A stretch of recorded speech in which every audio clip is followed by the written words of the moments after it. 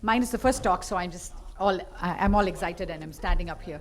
So, but to start the session 2, which is skill enhancement, I invite the following chairpersons.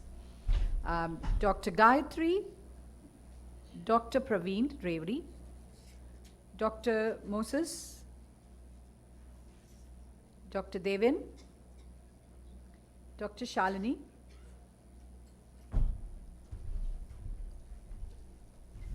I don't think Dr. Madhu Baduria is here. And would you kindly ask the next convener to come over, Dr. Krishna Prasad? Yeah, he might be in the next hall. Lovely, thank you. Since the convener is not here, I'm convening and I'm calling myself. And I'm going to be speaking on formative assessment in the clinic using the OCEX. This is something I use in my residency program. It takes a bit of time, but it incorporates a lot of things that we just talked about teaching in the OPD, evaluating how our students are doing in the OPD when they're actually on the job, and also looking at giving an opportunity for feedback. Okay.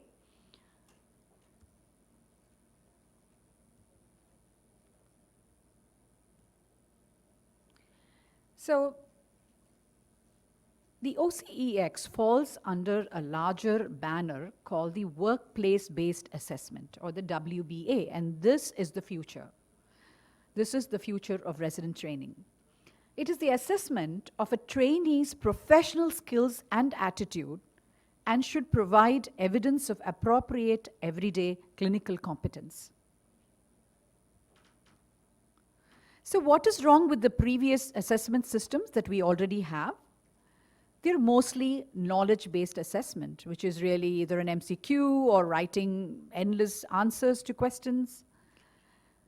They may have some clinical or practical component, but as we know, clinical competence is more than knowledge.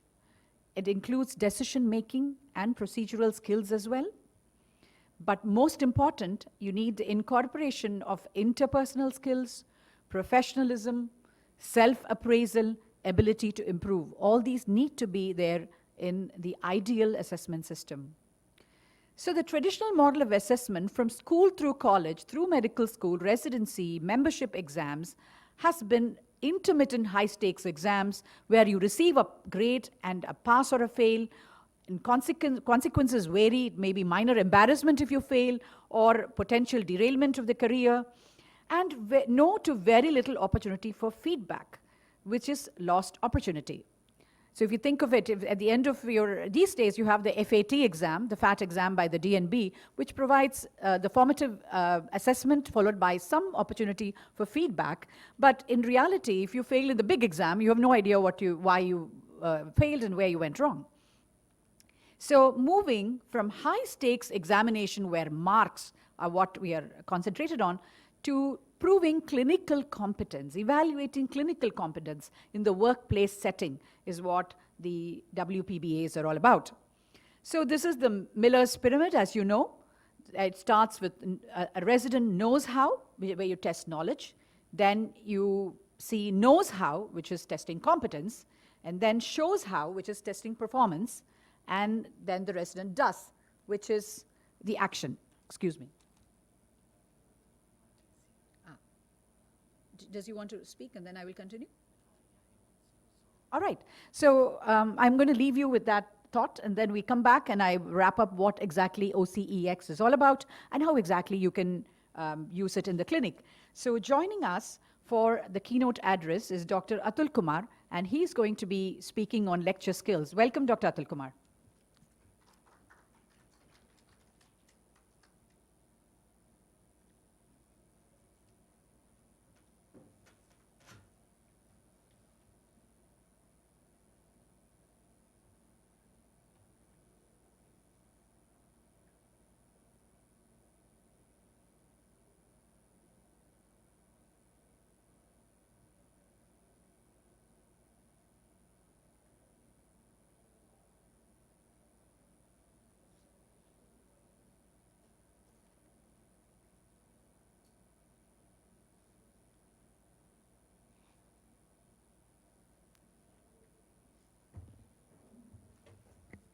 Good morning, everybody. I'm awfully sorry. I just got held up in Santosh's hall and just came rushing from there. But I hope it doesn't interfere in the program. But I should finish early in about 7-8 minutes. It's about lecture skills.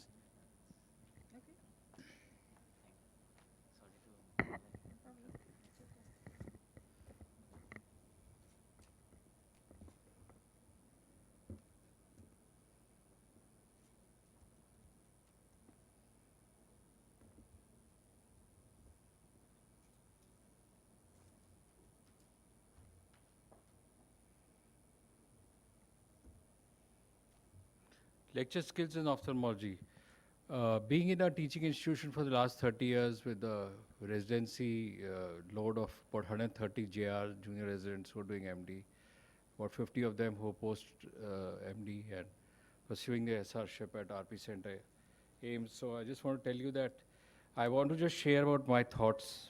So I thought, uh, and equally apologetic for being a little late. Teaching doesn't equal learning. That's very important. We must maximize our teaching abilities in lectures, OPDs, clinics, and the surgery to enhance every learning opportunity.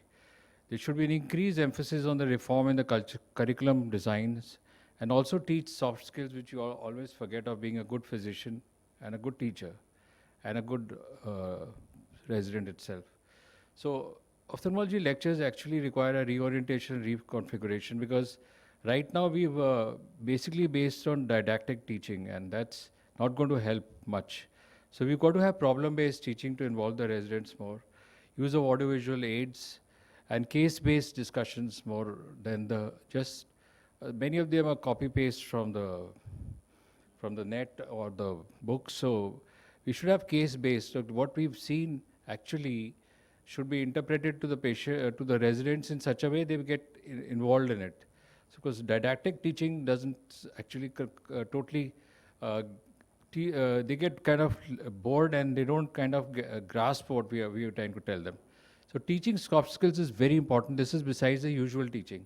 So leadership qualities have to be taught to a resident, teamwork, communication skills with the patient, problem solving skills and the work ethic, adaptability and interpersonal skills. The interpersonal skills are very important because I see residents at my place. Sometimes they have their problems, the senior, junior, and then they kind of, it affects their working. So many of my junior residents occasionally come to me and tell me somebody is troubling them or whatever. But these are actual problems to day. Just yesterday I had this problem.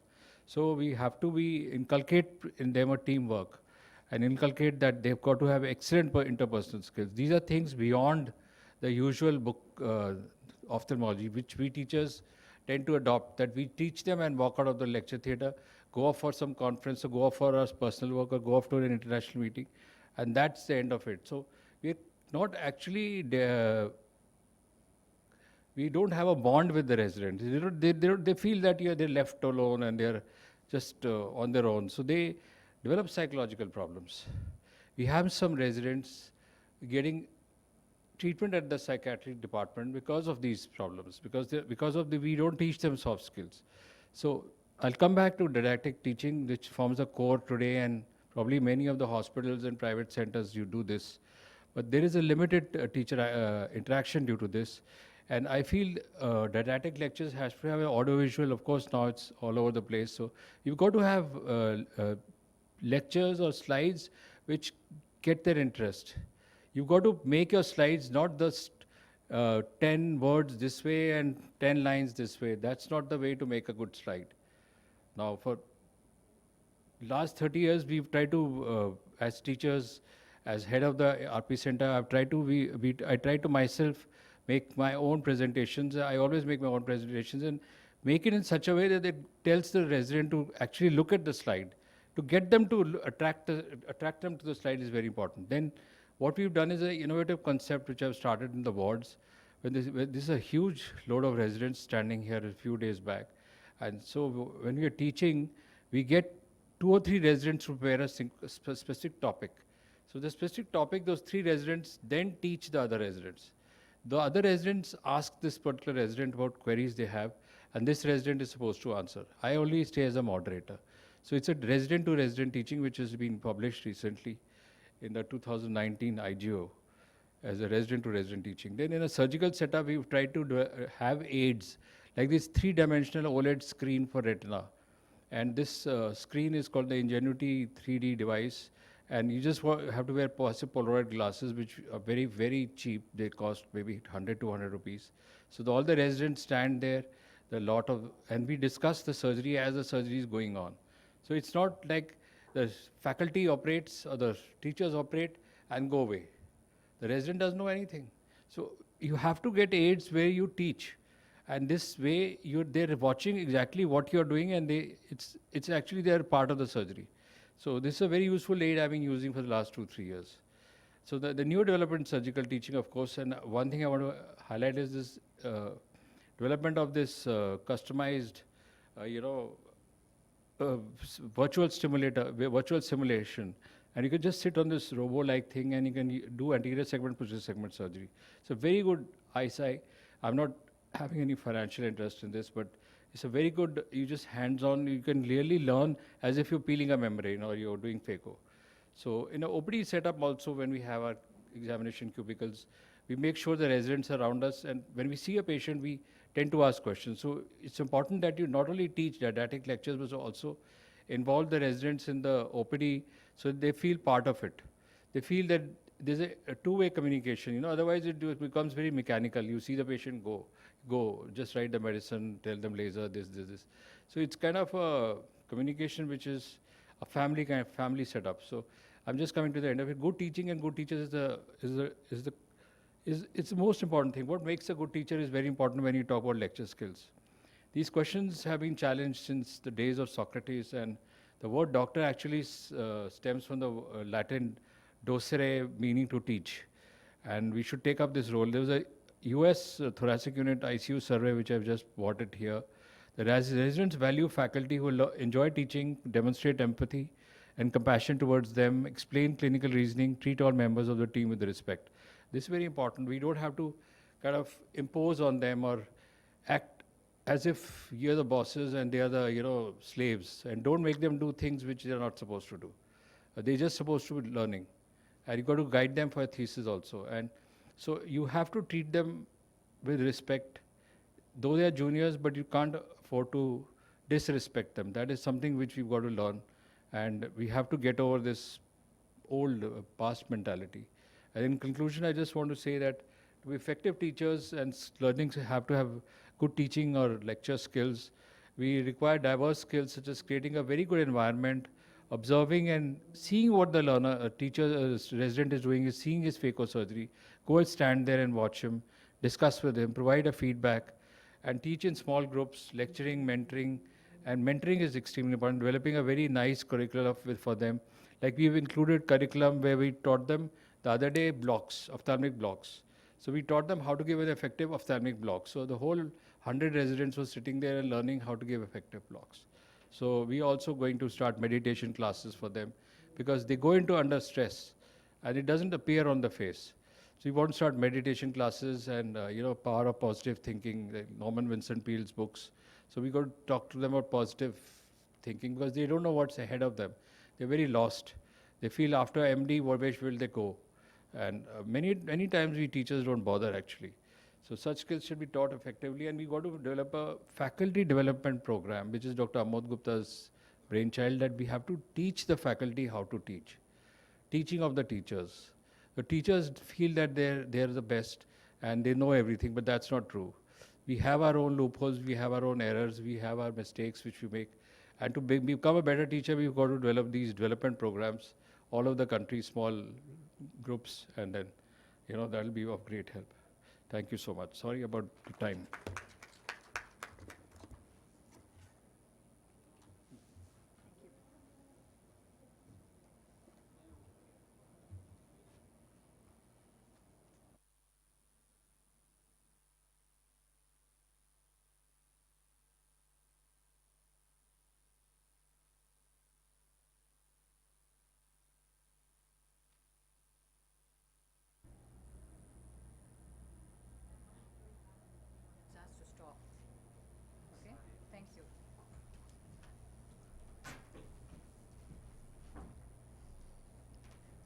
Yay, our convener is here. Welcome, Dr. Krishna Prasad. Can I have this on? Thank you. All right, so we will resume where we left off. This is the Miller's pyramid, and I'll go to the next slide. So basically, let's look at, play from current slide. There you go. Okay. So how do you test if a resident knows something? You can give an MCQ test or ask them to write a report, give a Viva exam. Next, to test if they know how to do something, you have to again ask them to write an essay perhaps, or a case-based MCQ. They know how to solve a particular patient problem. How do they show that they know? The way they show is by having either practicals or having an OSCE. But the truth is the final aspect of the pyramid is actually direct observation of the learner performance, and that's where the OCEX comes in. So the OCEX, which is now in its second edition and has just gone in for publication, is the ophthalmic clinical evaluation exercise. So basically, is an observed encounter between a resident and a new patient. The evaluator should be present in the exam room for the entire interaction. The intent is to rate the resident in all the categories listed below and then provide immediate performance feedback. I know some of you thinking, oh my God, how are we going to do this in a busy OPD? But we'll come to that in a minute.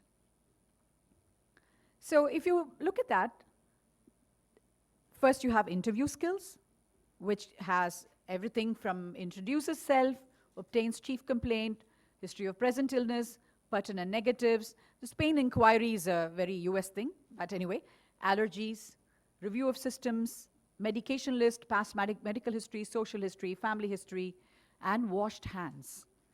And then, as all aspects of the examination, right from vision, which includes refraction because it's at best corrected, pupil re-examination, RAPD, confrontation visual fields, ocular motility, external exam, slit lamp exam, IOP plus minus gonioscopy, and fundoscopy. Aha, what we talked about in the last session. We also observe interpersonal skills and professionalism, looking at whether the resident was empathetic, respectful, and courteous, used language the patient understands. In our case, in Chennai, it is Bengali. Explained findings, explained diagnosis, explained plan and options, and asked if the patient had questions. Finally, they concisely have to present this to you, and it is very important because all our PGs have to ultimately sit for the exam. So they present this as a case presentation, and then you evaluate them whether it was concise and clear, pertinent facts were presented, pertinent positives and negatives were there in the presentation, appropriate differential diagnosis was generated, an appropriate plan, and the response to attending, that is yourselves, questions and suggestions. All this is rated on a scale of 1, 2, 3, 4. So, and each one of these has a descriptor. Each one of these levels has a descriptor, and that is where it's special. So really, what are the steps of an ideal teaching program? Here, your PG has joined your program. So you start with a good induction program. Then there is a systematic teaching that happens based on the curriculum. And then comes the workplace-based learning and assessment, which is the OCEX. And then there is an opportunity for ongoing feedback, encouraging a holistic approach, reflective practice, and lifelong learning. So let's do a little scoring exercise here. So this is the OCEX scoring rubric, the way it looks, as you just saw. So let's look at pupils, okay? So the pupils, as you see, has 1, 2, 3, 4, does not check. Number 2 is checks light reaction, but does not swing the light. And 3 is checks light reaction and for RAPD. And 4 is does additional appropriate testing relevant to patient's history and exam, maybe, tested near a response to convergence, accommodation, etc. And also looked at whether there was anisocoria present, etc. So that would be level 4. All right, let's look at this, and you can show of hands, what do you think, how this was? So you tell the patient, check the pupil, check the resident, check the pupil, and this is what the resident does.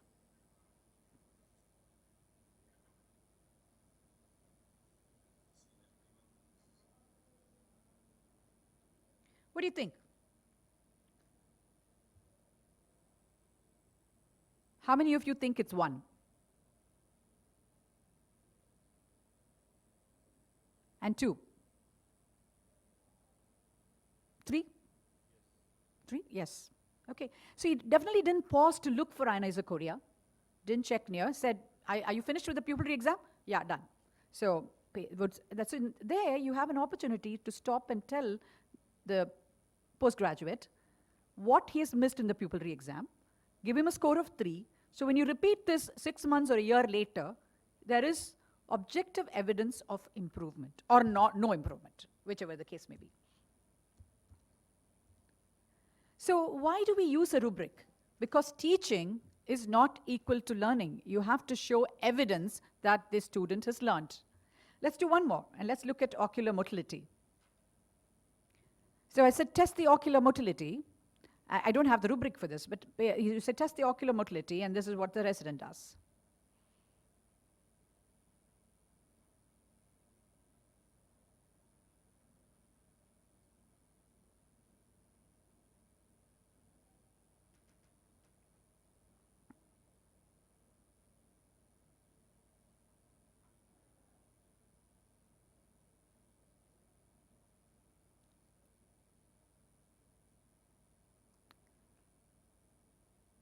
So the rubric for this would be 1 does not test ocular motility. I don't think 1 is correct.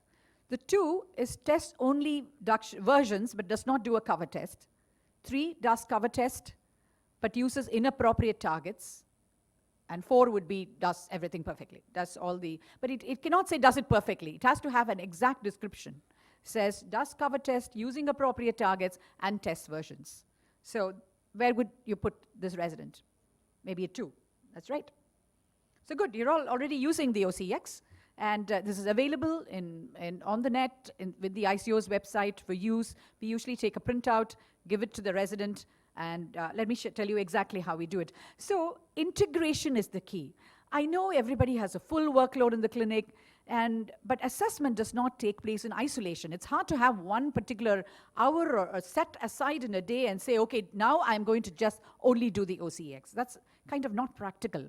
So you have to incorporate it in the day-to-day setting because you're trying to simulate really what happens in the real life, what happens in the natural environment of the clinic. So this is going to lead to a culture change. So you may say, okay, first patient in the outpatient clinic today, I'm going to do a mini CX. And what is a mini CX? You can break down the OCX and say, okay, I want you to check pupils. And then just observe that and score that. So by the end of the rotation, you've used all the components of the OCX by breaking it down into mini CX. So this is just an example of how I happen to have an administrative off day. And so the first hour of the off day I use for this. So I have a room blocked for this. Believe me, I don't do it all the time. So this is done for one resident once during their first year. Okay? So here the resident is welcoming the patient. And then I explain to the patient, I tell them this is a quality check. It's a private hospital. So they don't want to think they're being a guinea pig or something. You tell them this is a quality check. They're all doctors in training. I have to be present here, observing the whole training, and ensure that you're getting the best of the services today. And the patients are usually happy because they have somebody with gray hair sitting in the corner. And so we observe everything, every aspect, right from when they take history to the very end. And the end of it, so everything is observed. And then the resident is presenting the whole case to me. And then you score the OCX and give it to them. Look, this is, and a copy goes into their file, and one is given to them for improvement.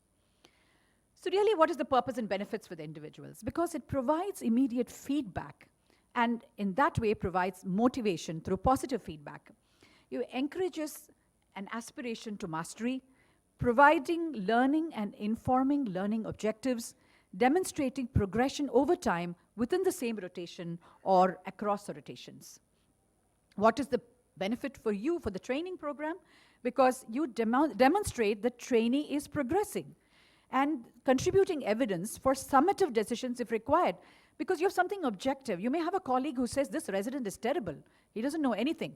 But here, if you've done a OCEX, you have an objective evidence as to how the PG is performing, how he performed last year, and how he's doing today. Also identifies the doctor in difficulty, providing data to support decisions involving trainees in difficulty. You may think that a trainee is doing really badly and you may have to let them go, or you may have to warn the board or give them extension, but this gives you more an objective evidence before you take such a decision. So in summary, using a workplace-based assessment like the OCEX attempts to make assessment objective, helps the assessor with specific examples, tells the student what is expected, provides opportunity for prompt, structured feedback. Thank you.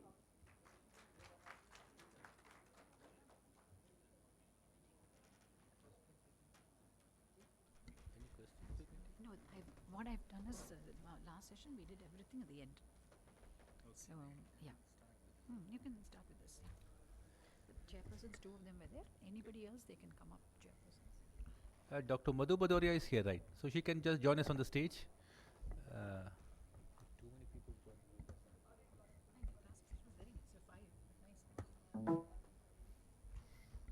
Okay, thank you, Dr. Meenakshi. I think we will probably have some discussion in the end of the session. So we're going to start the debate session where we're going to discuss some very relevant points, which has a point and a counterpoint. So with an argument and a discussion, I think we can come out with some kind of a take-home message and at least agree to disagree on few points. So the first one is we have 4 minutes for each participant, and we can have some discussion at the end. So prescribe in OPD, must versus optional. So is prescribing in OPD a must? So Dr. Jayashree Barua, yes, you can please, hope they all loaded your presentations. So we can stick to 4 minutes and maybe even less so that we can have some time for discussion. And the next person who will be countering our argument will be Dr. Deepanjan Ghosh. Okay, you please be ready. Yeah, you can. Very good morning, everybody. So at the very outset, I am really honored and privileged to be sitting here amidst the wonderful teachers in ophthalmology. So I'll be speaking on my topic, prescribing in OPD a must. Now, we are all gathered here because we are the facilitators. We are the ones who will promote the student learning. And when we talk about teaching in all the spheres, not only in the medical field, teaching has gone a lots of changes. And when we talk about changes, this is how we first learned our alphabets. And this is how my kid is starting to learn his alphabets. It's basically with the straight lines, slipping lines, right side C, left side C, and so on and so forth. So which teaching methodology is better? Is it better to give them to write ABCD from day one, or it is to use these symbols? Now, what has happened with this new teaching technology is that most of the toddlers, they are confused whether your C is a right-hand curve or whether it is a left-hand curve, because you bombard them with the curves. So let's just go back and think, are we doing good by changing our teaching attitudes or our methodology? Now, why are we talking about prescribing in OPD? Because OPD is a place where we can show, where we can give our knowledge, and also we can teach them how to provide clinical service. Now, why this debate? Definitely, when your resident is prescribing in the OPD, it definitely reduces your workload. But what we are concerned about is, are they prescribing wrongly? So in this, we have lots of articles stating the prescription errors in the eye hospital, and I just picked up one simple study where, as you can see, it states that junior doctors are more likely to make the errors.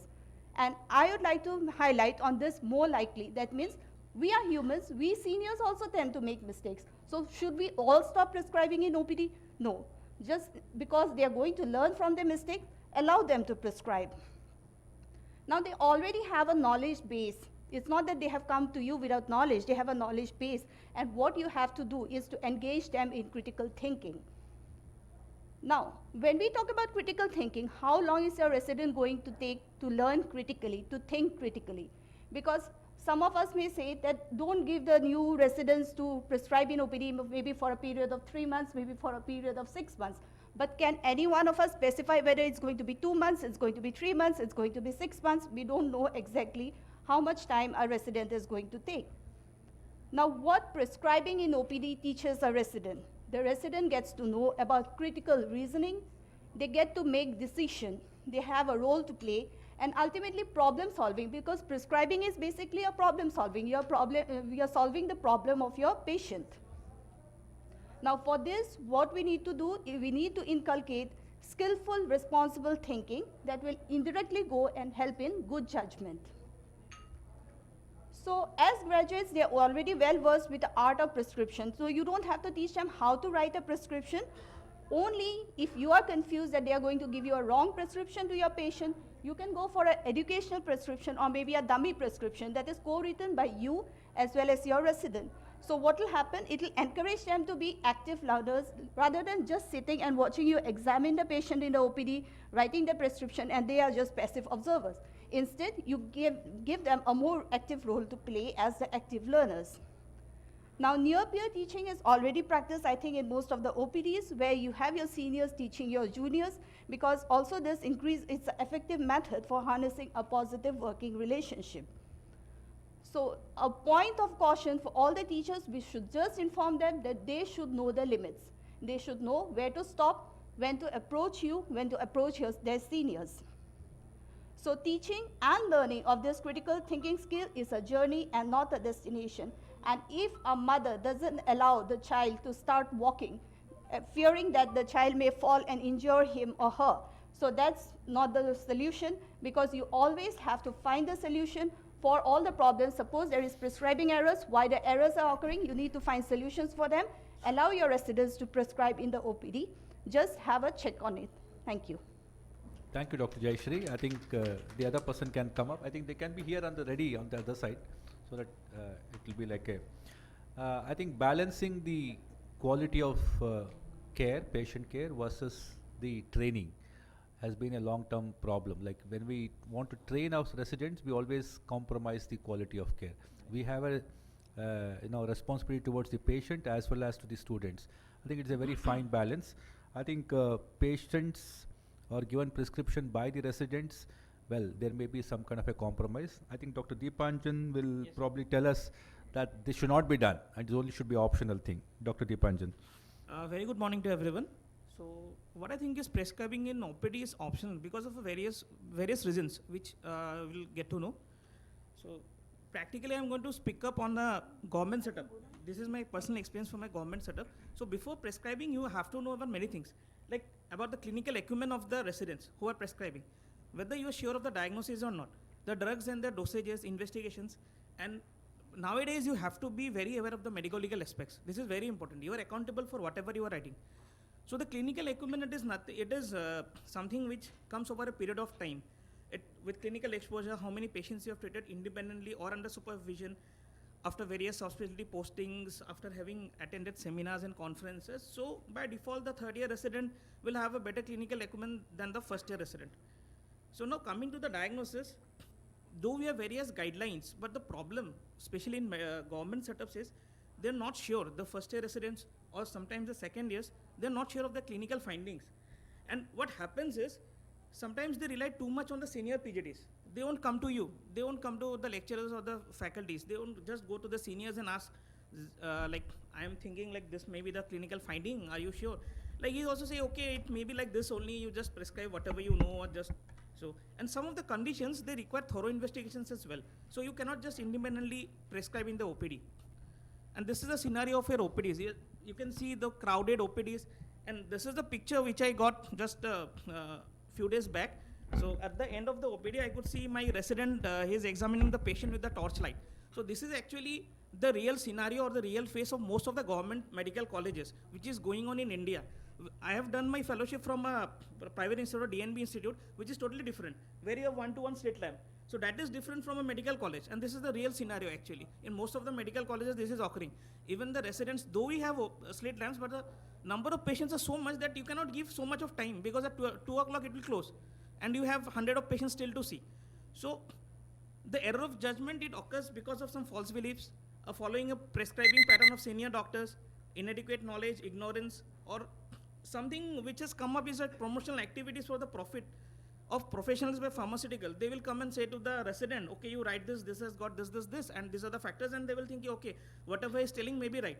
So according to, and these are some of the studies also, which have shown so many errors, mostly by the first year residents, while they have independently given prescriptions in the OPDs.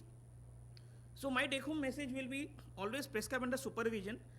So it's better you discuss your clinical findings with your seniors or with the lecturers than just giving prescriptions in the OPD, and take expert opinion wherever necessary.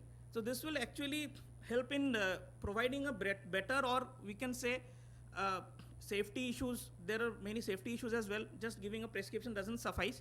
So all these things have to be taken into account before writing any prescription. And so it cannot be a must. It always has to be optional. Because even I asked my residents few days back, do you think you should have the full liberty? They said, no. So how can we be so sure about giving like prescriptions to the patient without asking you or without asking any seniors? So thank you so much for your valuable time. Thank you, Dipanjan. I think you saved some time too. But you say you are working in a crowded setup and you want it to be optional. In fact, you should be telling that it should be compulsory because that will reduce your workload, and that's how things happen. Most medical colleges, the senior PGs dispose the patient. That is the word used. Yes, sir. So dispose the OPD. So OPD is always disposed like a kachra. Yes, sir, we do, but they also tend to error more actually. So if they don't discuss us, so they will take even more time actually. If they get a complicated case, what they keep on looking at the case, they will take to the But straight don't you time. think it's a dry run? It is for the future. Don't you think they should prescribe and get the the right kind of training? Because prescription, when they start doing it, I think they put their mind into it and they should do it. I think what Dr. Jayashree is telling, it should be actually made compulsory that they have to prescribe in the real-time situation, so that we make them as properly Yes, sir, prepared. they can prescribe, sir, but I think under supervision is always better, because sometimes what happens is I've seen patients, sir, like they have the patient has come to me and what the resident has done, he has given the drug for a conjunctivitis, and after 2 days the patient comes to the poster signing again. Like he didn't discuss with me. He was bringing the patient to me, and because of the crowdedness, I said, okay, you just dispose whatever you think. So, but these are the errors which are coming more and more frequently. And so nowadays the medical legal aspects as well. If you get a patient who will just take to another private hospital and they will say, oh, you've gone to the medical and he's given this. They have totally, so all these things are coming up, and like already discussed on soft skills. Yeah, So the patient always think that seekne wale log hote hain. They will tell all that. Dr. Madhu, what's your final comment on what should be the balance? The balance would be that a resident should be allowed to write a prescription, but before it is delivered, it should pass through the eyes of the consultant. So there should be a level of security. There should be a Different level of security, definitely, but they should write unless until they instead of delegate the responsibility of taking a decision, they would be moving out of the hospital without really knowing what they should be doing. And that way you can also do the error correction when you are seeing it yourself. And for a trained doctor, it doesn't even take 30 seconds. The wrong prescription just hurts where it hurts. So that's what my take is. that's what. But they should be made to write definitely. I think If they do should be not write, they individually will never write. sensitized to know that what can pass without supervision and what actually, because the patient, they Means think that that there have to be levels. Suppose it's just a very simple 15 Simple to 40 post-op or OPD, conjunctivitis, conjunctivital Yeah. or protocol-based treatments, those are fine. But the line should be divided that this is here.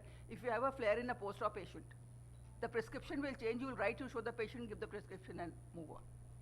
So safety things are there. Every prescription doesn't have to be shown, Yes, but sir. initially under supervision, followed by grade 1, 2, 3, like first year this, second year this, third year this, like that. okay. Okay. Thank you. So we'll move to the next thing, that is the proficiency in diagnostics, all equipments versus the common equipment. So, like, we have Dr. Soni Sinha and Dr. Sudipta Mitra. Dr. Sudipta can come here and be ready.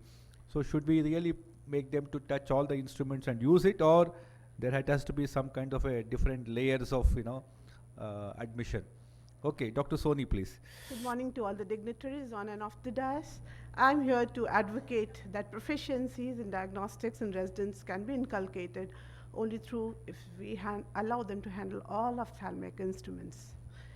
That the residency training should be committed towards competency-based curriculum, and the residents of today are the ophthalmologists of tomorrow. And the correct amount of hand-holding shapes them into competent clinicians. As Dr. Meenakshi had pointed out, it's the Miller's pyramid. So Rome was not built in a day, and so the residents will not acquire this proficiency right away. There has to be certain steps which will take our time and patience to guide them through these steps. But fortunately, what do we have here? We have inherently gadget-friendly residents. Most of our residents are the Gen Y millennials, born between the years of 1980 to 95, insanely tech-savvy and confident about themselves. Well, the first years that are coming in are the Gen Z kids after 1996, all about technology and competitiveness inculcated in them. So they already have some of these what skills, not afraid to touch those machines.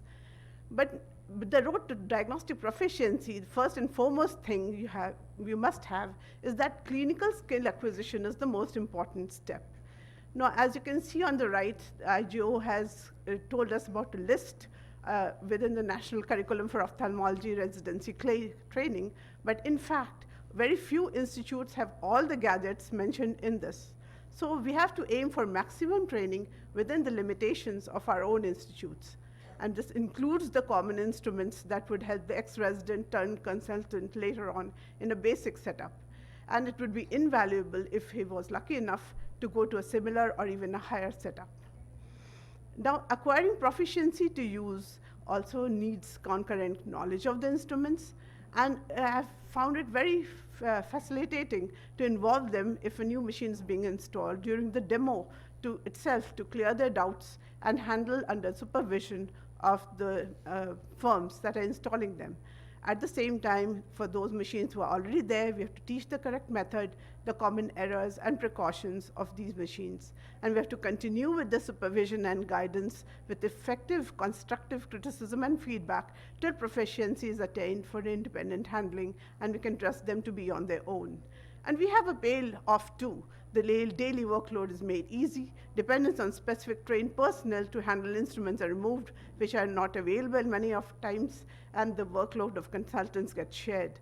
It's good for prompt service in emergency situations, and of course it empowers these residents to train their own personnel later in life when they establish their own institutions.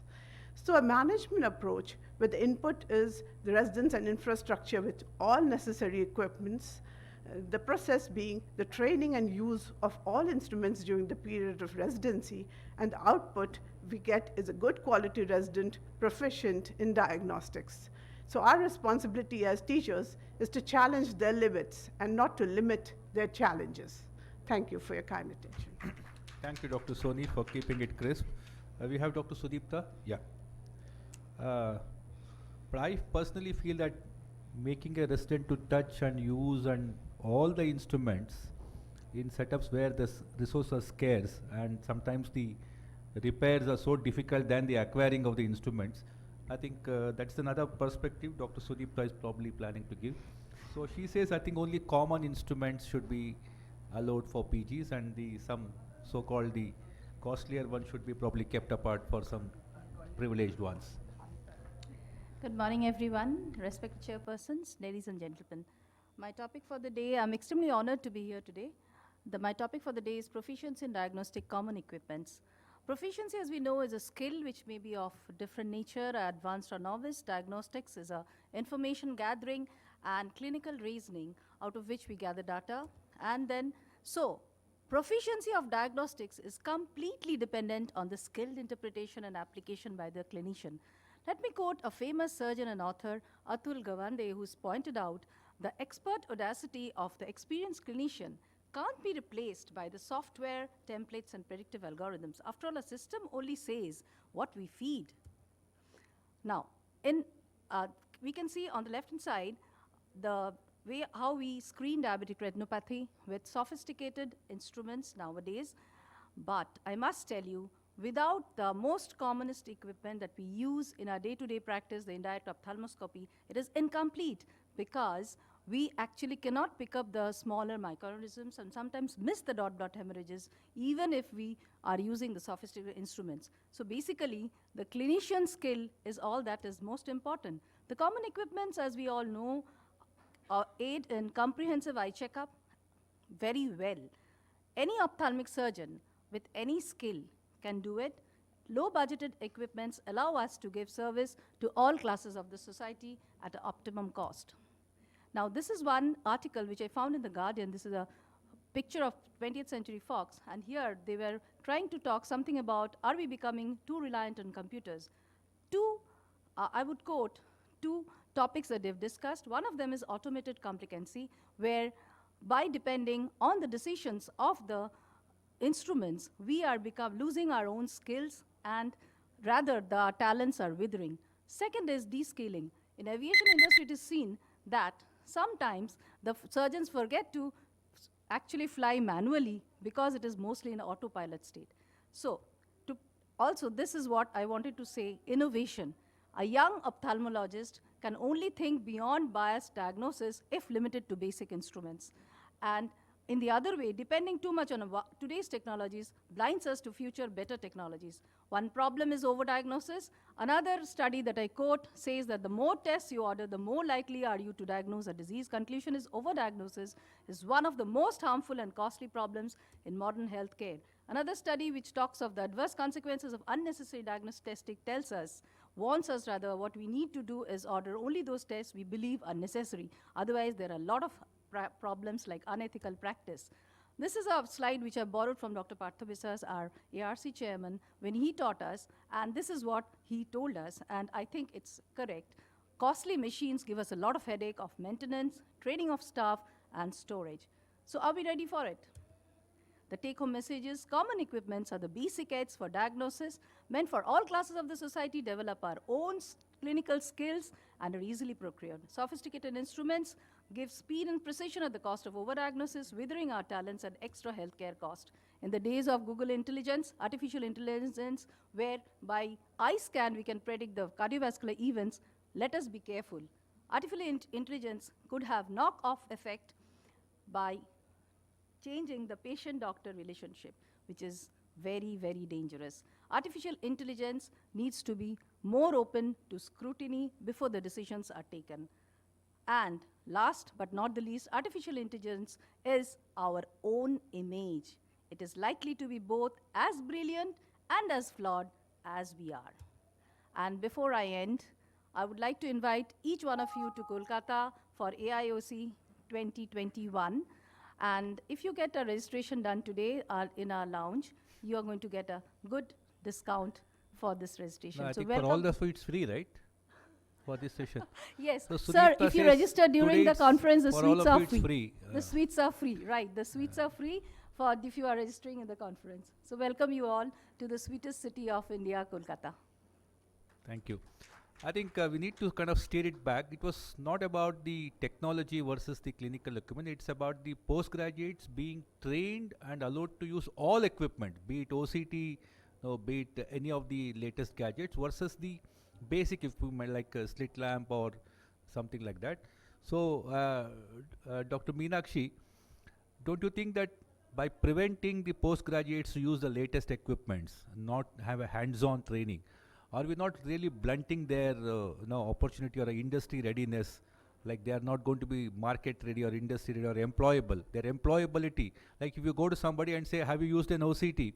If they are not proficient in using an OCT, and probably that may work negatively for them. I do understand that the basic equipments are important, but as you said, they are more interested in OCT than doing a gonioscopy or something like that. So,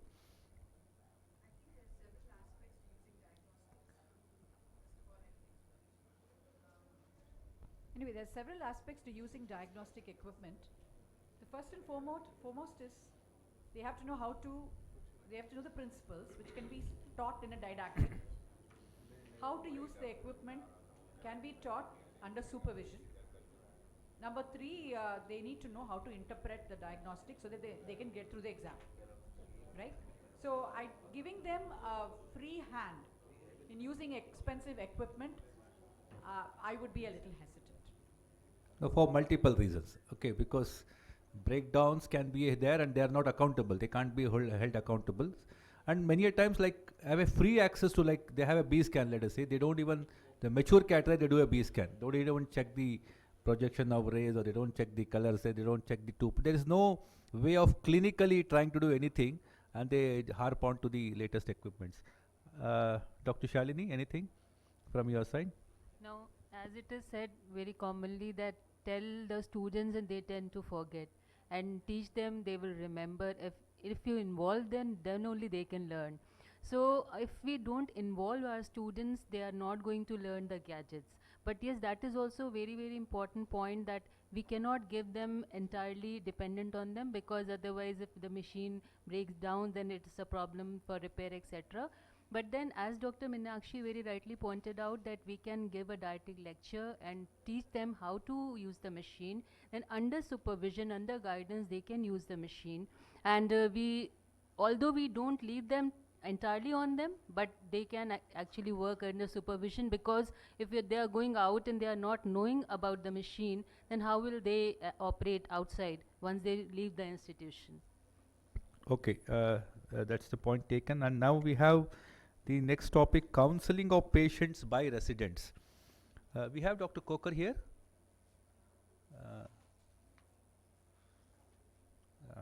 Then we have the counter argument by Dr. Madhu herself. Okay.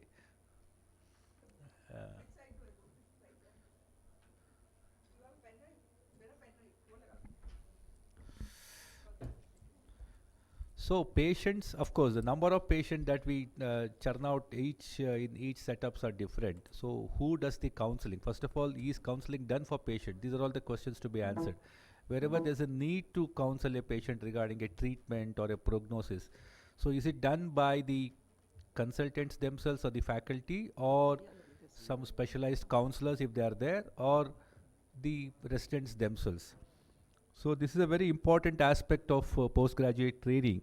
So should we really introduce them to this art and science of counseling of the patients? And probably that comes down to a very important aspect of communication skills, the soft skills, the empathy, and all the other related stuff. So we have Dr. Madhu Bhadoria, who will say the counseling should not be done by the students alone or the postgraduate students alone.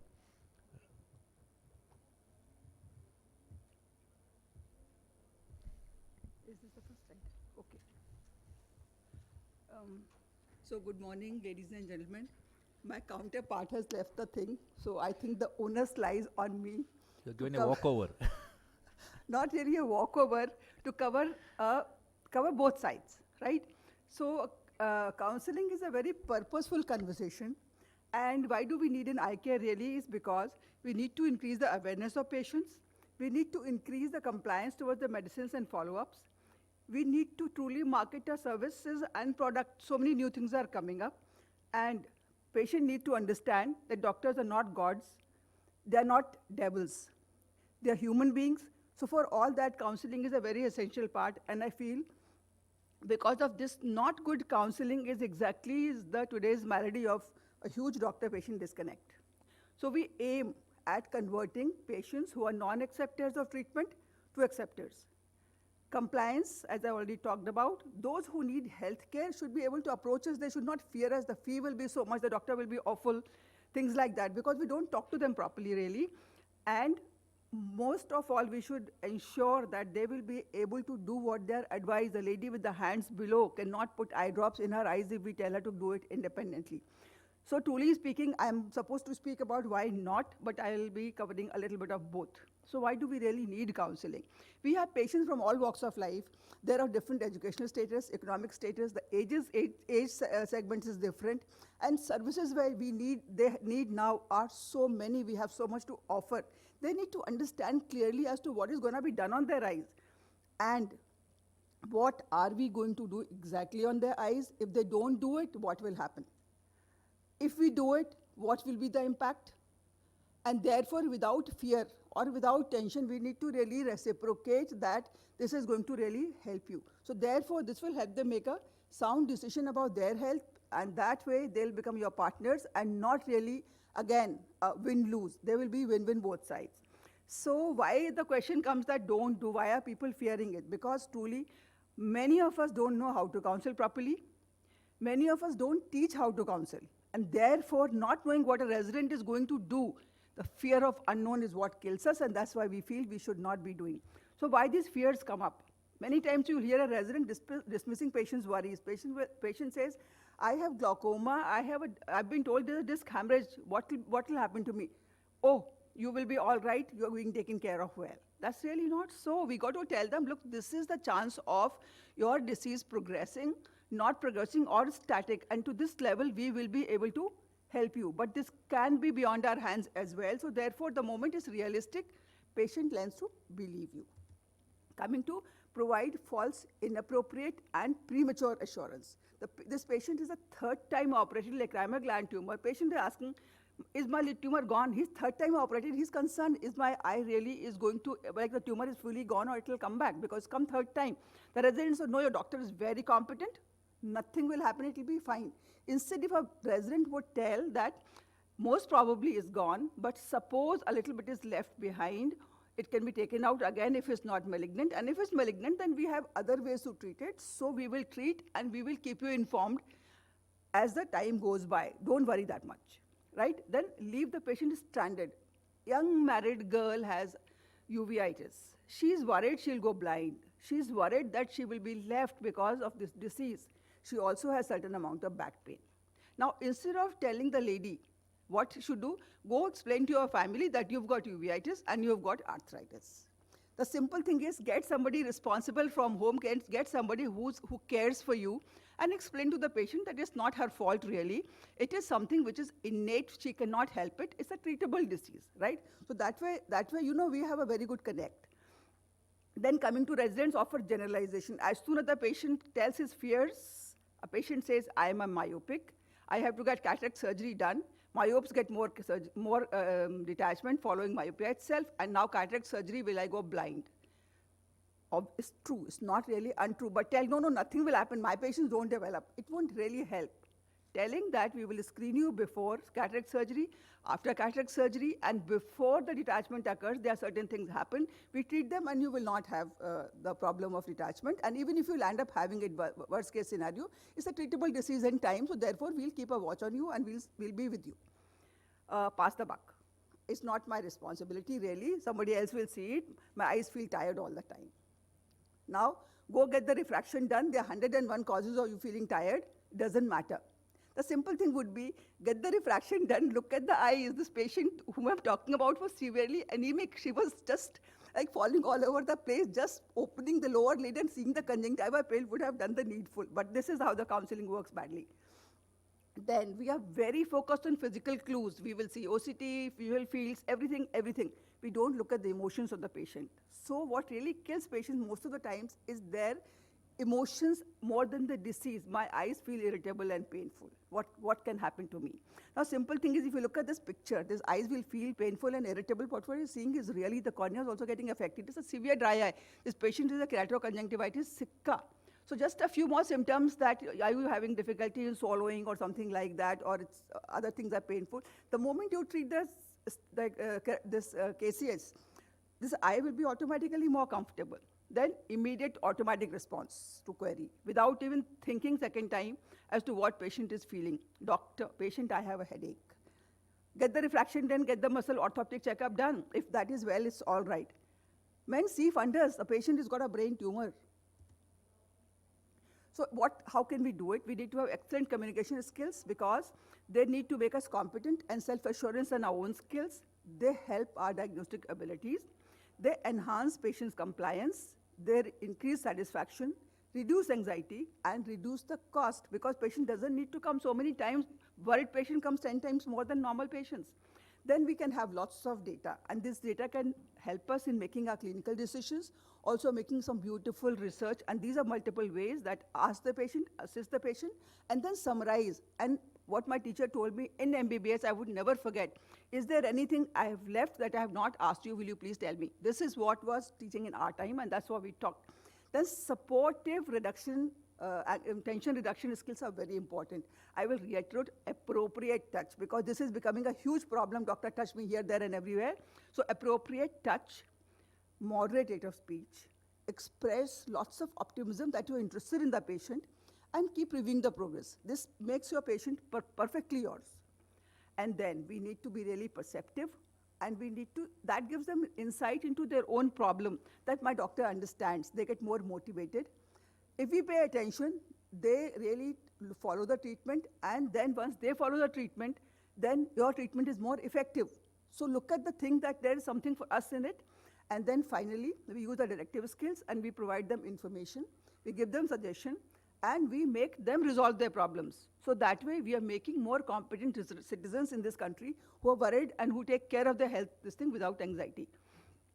But all this we should not do in an open OPD with 100 patients around. A conducive environment, we approach with sympathy and conviction. Make the patient be at your level, not that Baba main God hu, tum wahan baithega. Not like that. Same level, speak well, be well dressed. That makes a lot of impression. And then verbal, if there's nothing you need to greet, don't need to have say namaste every time. A simple thing, Baba, how are you? Or whatever the word that person uses. Then we should repeat, and suppose you're not knowing the word, the next questions to ask. Just repeat last 3 words, the patient will expand. And finally, the active listening is a very important part. Even so many patients have just problem if you listen to them and they are done. So with that, I will conclude that we need to learn right ways ourselves and practice time, practice and make the residents practice. We should voluntarily teach them, insert this in curriculum, and make them do it on peers.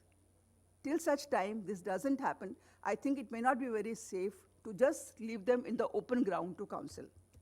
Thank you so much.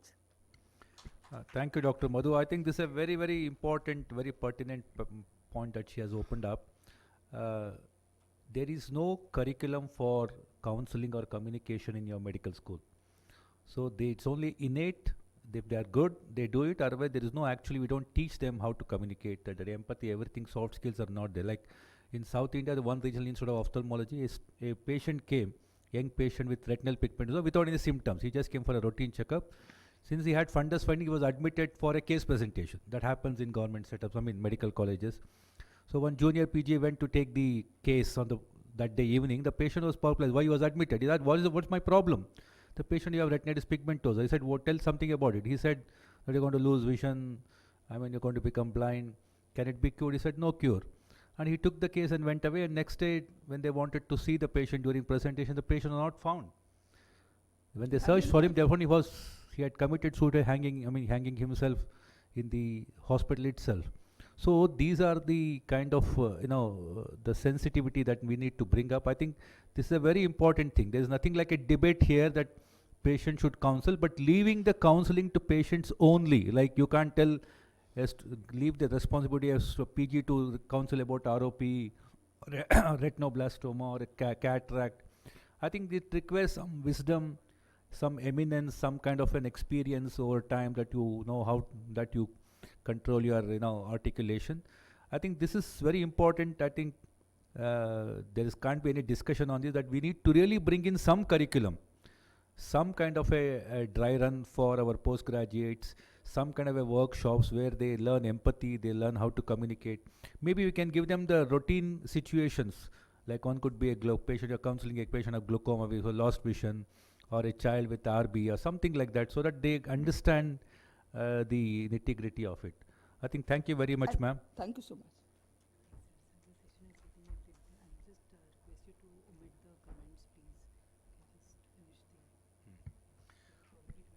Okay, then we have the next one is the independent OPD patients for residents, to see or not to see.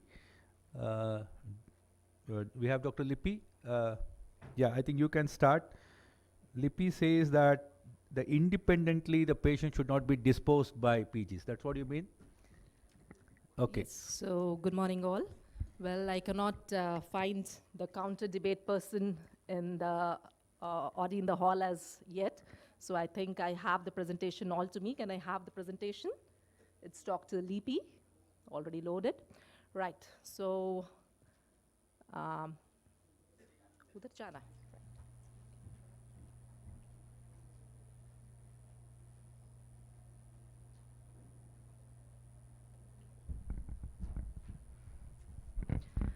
Yeah, so we have the presentation now. So my topic is independent OPD patients for residents, not to see. I would have liked the other topic, but since the other person is not here, maybe I'll cover this topic and I'll provide some conclusions. Right, so no financial disclosures. We were taught this by traditionally we were taught this by our parents and teachers, don't study to earn, study to learn. Now over time, this has been replaced by study to earn, and study to learn has also slowly disappeared, or it is disappearing. Democracy is the right to make the wrong choice, and this is sometimes being followed by the students more. So this is the present profile and psyche of students, at least majority of them. The other point which has revolutionized a student of today's century is social media and internet. So this is the present student which we find today in our post-graduation and also in graduation. Now, what has this done to the student? This has made most of them, not all, but most of them to be more demanding, impatient, slight self-centered, materialistic, and emotionally viable. Now, this all affects the doctor-patient relationship. So because of all these factors, what we get is something like this. So this is the first appliance, if I can call it, the battery appliance torch, which gets into the hand of a first-year PG resident. And he is in a lot of zeal, enthusiasm, power, and energy to use it, and this is what happens. The next appliance or instrument which finds way to his hand is the slit lamp, and almost a similar pic in here. Documentation, we were already talking on that, documentation and prescription. So the patient is being seen, left eye mature cataract, right eye, hand movements and advice. Now always I try to give advice in the local language, that is Hindi over there. I encourage my MBBS people to do it and senior residents to do this. So he has advised right eye cataract surgery, mismatch in here. Again, another prescription which is signed by one of the senior residents. Glass prescription for near is being given, but in the prescription card it is +1 and 6/6. So the patient comes back and tells that with this glass mujhe dur ka nahi dikhta hai, I'm not able to see for distance. And where is my near glass? Mujhe paas ka chashma dijiye.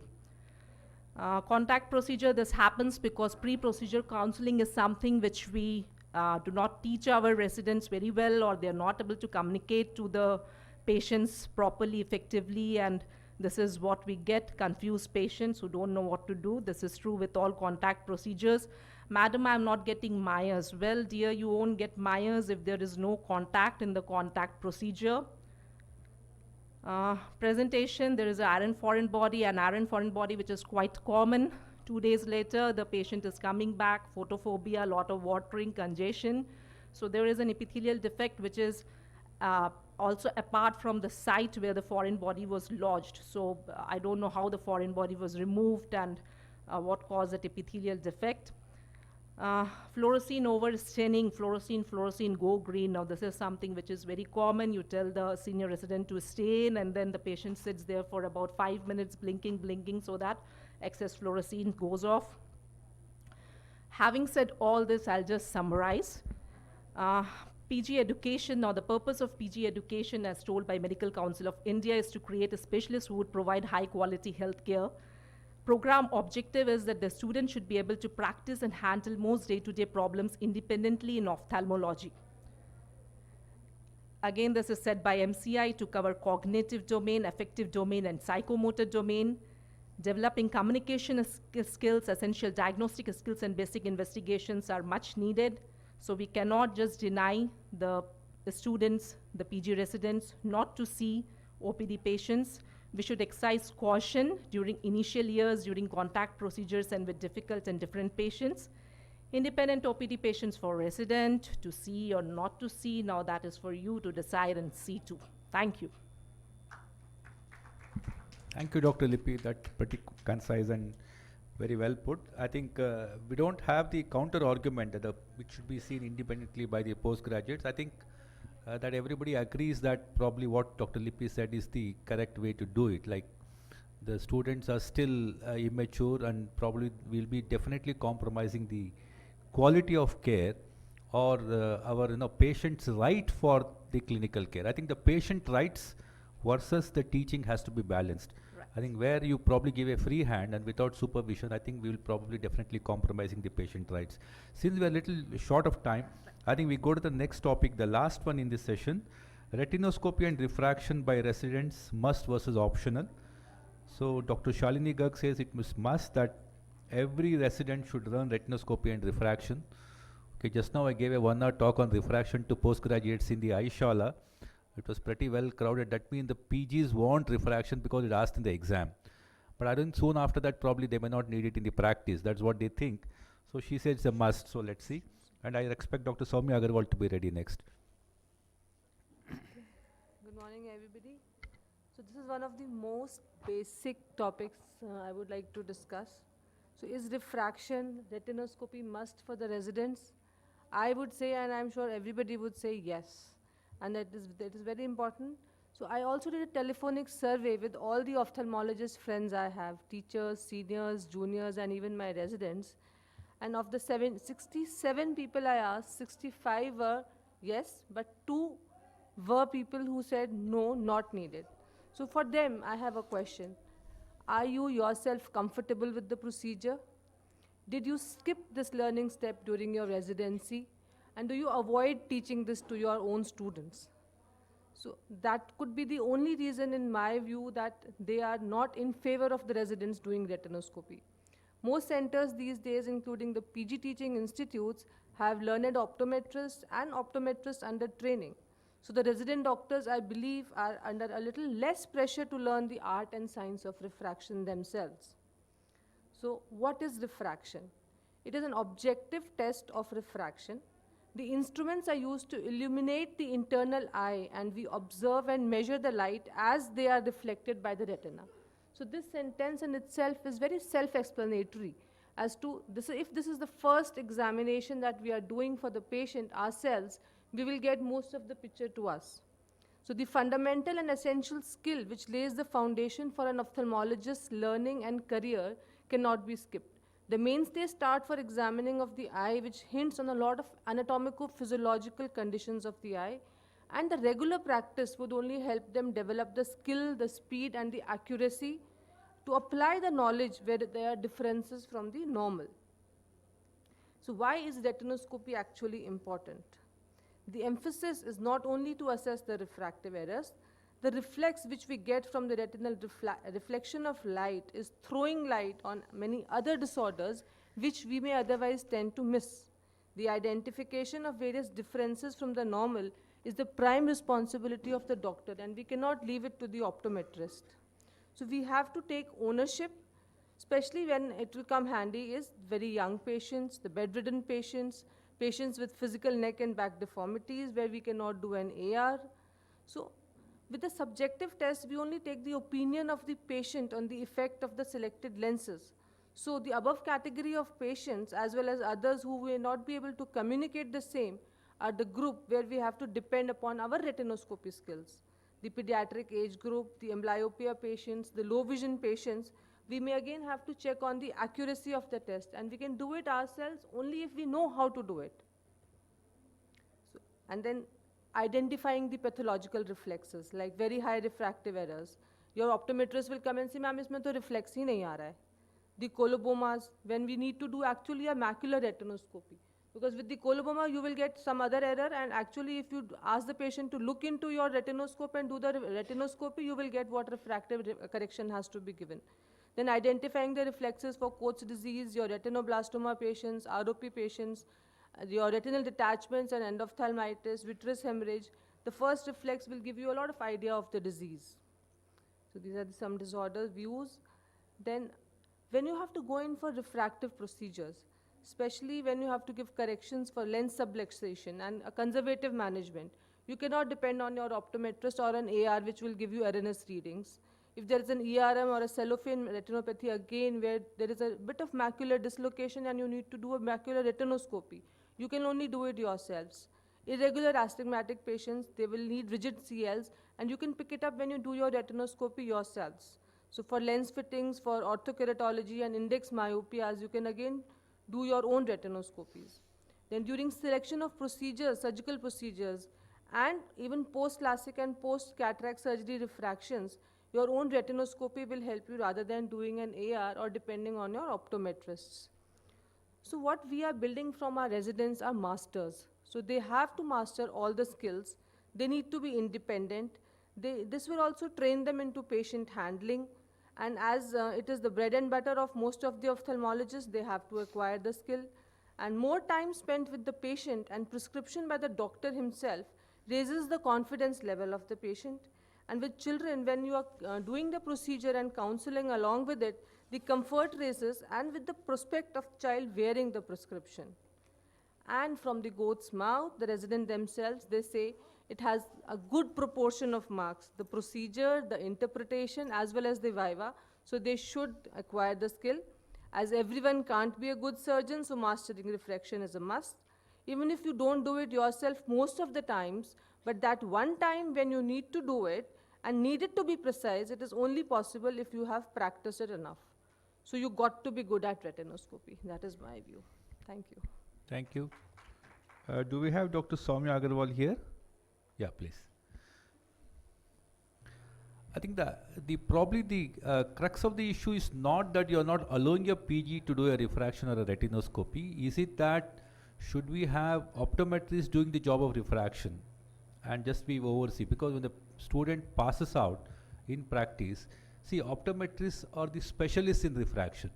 There is no harm in actually taking their help, practically speaking. We have been kind of conditioned to think that refraction is important. But I think we should have some lateral thinking that can we, take the help of an expert. Not that we are not just looking at its accuracy. We are accountable for the patient, and patient is going to ask us. So definitely we look into the quality checks. But can we really reduce our chair time? Where we can probably, see, we are trained to examine, counsel, operate, do post-op. Probably we can use that time more effectively than just doing the refraction. I think this is something that need of the hour. I think Dr. Soumya probably will touch upon this now.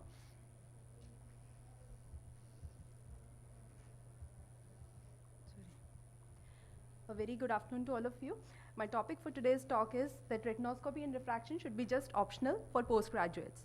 As all of us know, cataract is still a very big devil in front of us in the form of 63% of avoidable blindness according to NPCB.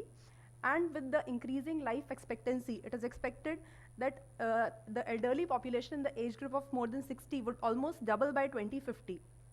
So this number would outstrip the number of trained ophthalmologists and would keep our cataract surgeons very busy. Now our ultimate goal in public health for ophthalmology is to provide best eye care which is affordable in a system that is self-sustaining. Let us take an example. All of us, most of us are iPhone users here, and if we take a closer look at the box, it says designed by Apple in California and assembled in China. Now what is the use of this? Yes, it would decrease the amount of time required to manufacture that particular phone, maintaining the quality, and in turn would decrease the cost for the consumer. So this principle is called scaling up. Using the same principle of scaling up in ophthalmology fraternity, we can always make use of optometrists who are very well trained in refraction and retinoscopy. These professionals would maintain the quality and decrease time we see per patient, making them more affordable. So for every hour an ophthalmologist spends refracting patients, he could be operating 3 to 4 cataract cases in the light of all the load of cataract which we have today. Now, there are many alternative refraction methods as autorefractometer, which is being widely used. And some studies are coming up according to which a cycloplegic autorefractometer, autorefraction under cycloplegia, is as good as retinoscopy. Though good evidence is yet to come, but this would prove very useful.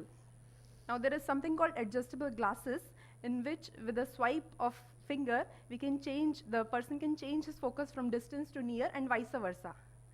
There are many other gadgets which would seem costly at present, but they would pay themselves off in future, just as an ATM machine did in banks. Coming to the postgraduate per se, this little person is overburdened with lots of work from OPD management to we need him to be oriented towards ophthalmological research, everything he's burdened with. And the day-to-day routine list of this person has so much to do that he is left with very little time to learn surgeries, to learn intricate ophthalmological workup. So it is not just refraction which he has to learn. We see that most of the first year and half of the second year is just given to refraction mostly, and we are not making our students learn something which they would very much need, like routine gonioscopy, a peripheral fundus exam, a good strabismus assessment, ROP screenings, and much more. We have mostly we have seen our faculty say that you have to pass the exams and you should at least know how to do refraction, at least know IOP and gonio, at least a fundus biomicroscopy, and basic steps of SICS cataract surgery. So I would like to suggest, let us change our approach to why not. Why not make them learn oculoplasty surgeries, some pediatric cataract surgeries, give them exposure for vitreoretina and advances in cataract. Actually, our postgraduates, it's our onus on our faculty that our postgraduates, their 2 to 3 years which they got should be judiciously used, and we can always outsource the work of refraction to optometrists and make them better, confident surgeons for our nation. Thank you. Yeah, thank you, Soumya. Very well put. I think, do you think, is there a conspiracy theory like in the US? I think the optometrists are the very organized lot. No, they're actually, they're bossing over the ophthalmologists and they're actually tweaking the policies. But in India, they're unorganized and subservient to us. So are we really fearing that we want to learn, keep refraction in our hands and not give it to the expert people, and probably we can use it? I mean, that's a point to discuss, because changes are imminent. I think we need to understand, like as she has put, this is probably something to ponder. Like by putting too much of refraction on them and trying to make it a thing, are we really taking their, diverting them from not learning the basic core thing, what they are supposed to do as an ophthalmologist? I mean, so this is something that we need to probably answer with time to come. I think people can comment. Since it's the last topic, I think Dr. Madhu can comment. I know you will not agree. No, it's not that. It's not agreeing or not agreeing. See, at our place, most of the refractions are done by optometrists. But when it comes to residents, it's a skill that definitely needs to be learnt. There is no doubt about it. Yes, but we cannot use them as a cheap labor to do refraction for all the patients who come to your OPD. The skill they need to learn, because retinoscopy is not only about refraction. There's so many more things that you get out of retinoscopy that optometrists would miss. You can even get truly a detachment. You can get so many things. Corneal aberration, I still remember as a resident, I found a corneal aberration, irregular glow and nothing else, like that. So retinoscopy they should know, because also they should be able to confirm what the optometrist is doing. So they must learn, but yes, we should not be really using them as cheap labor. There is no optometrist, so all the refractions to be done by residents. That would not be fair on them. They should be made to do only what is required for them to learn the skill perfectly. So we have a Dr. Prakash Marathe from Maharashtra. He wants to just add a few things.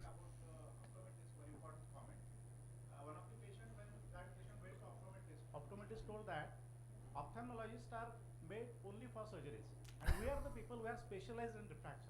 See, this is a very important comment, what we shouldn't miss. Another thing is the contact lens work. Basically, it has gone from ophthalmologist's hand to optometrist and optician. This shouldn't happen. Basically, we should train those people. That is no doubt about it. There is no doubt about it. But then we shouldn't leave these things like refraction and contact lens only in their hands. Because that way we'll be leaving our. It also makes some business sense for ophthalmologists. Yes, that's true. Thank you. I think with that we close the session. Thank you very much for all the chairpersons and all the participants and all the audience for making it so lively and very robust. I think we really had some take-home messages. I think we leave the session for the next people to take over.